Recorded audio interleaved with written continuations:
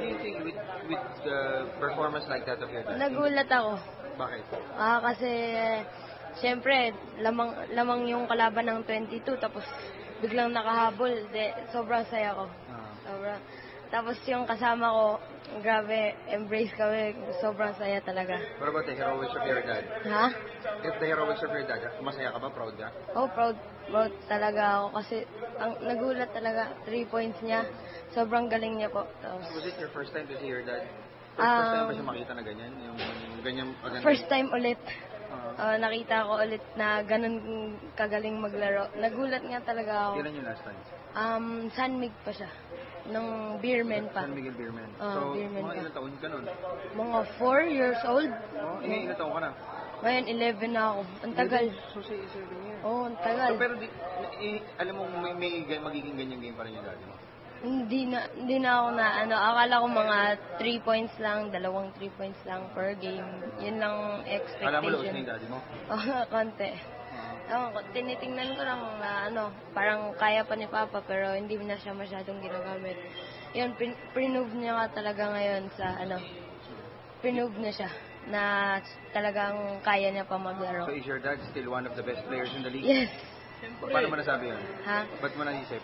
Yeah, pinakita niya na yung gano'n siya kagaling. Kaya tingnan niyo na lang ulit para So may mga dumating ba na pagkakataon na yung daddy mo, player, kaya lang mukhang lows na, gano'n, wala naman? May nagsabi ng mga kaklase ko, pero sabi ko, panoorin nyo lang, tingnan nyo lang kung gaano pa kagaling. Yun, siguro nakita na nila ngayon. So will you message them sa Facebook? Oo, ipapakita ko. Ay, amunin mo sila? Sa mga kaklase mo? Opo. So tingin mo napahiya ngayon yun? Siguro po. Sige, so ilang years pa kayo daddy mo? 5 years pa? 5 years po. 5 years. Meron pa pong contract. Gusto mo maging sa kanya? Gusto mo maging katulad niya? Opo. Kanina po, may game kami, Junior PBA. Sumali po ako. Ilang score mo? 2 lang po. 2 lang? Anong team mo? Province of Rizal. Okay. Thank you, ha? Salamat po. Thank you. Pakiramdam mo, hindi pa balaw si Don Ontiveros? Okay lang, kahit anong sabihin nila, basta laro lang ako, parang ganun. And Alaska has been very generous to me, parang laki yung tingin nila na may tutulong ko pa. So, i-take lang yung opportunity na to na play most pa of the years na meron pa ako. Pero do you feel younger ngayon? Of course, kasi panalo di ba pag talo parang nanghihina ka, tapos you want to get back right away. Pero ngayon, maganda yung... Matutuloy-tuloy kayo ganyan laro mo? Sana. I mean, hindi naman natin masasabi na the next game, ganun agad. Pero yun nga, ang sa akin na naman, alam ko naman yung position ko. I mean, coming off the bench, helping Cyrus, parang ganun.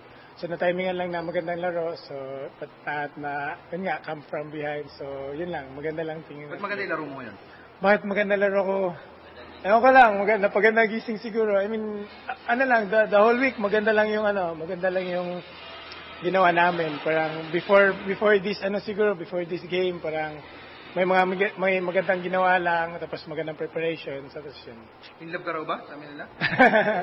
Dapat in love tayo palagi, parang ganun, di ba?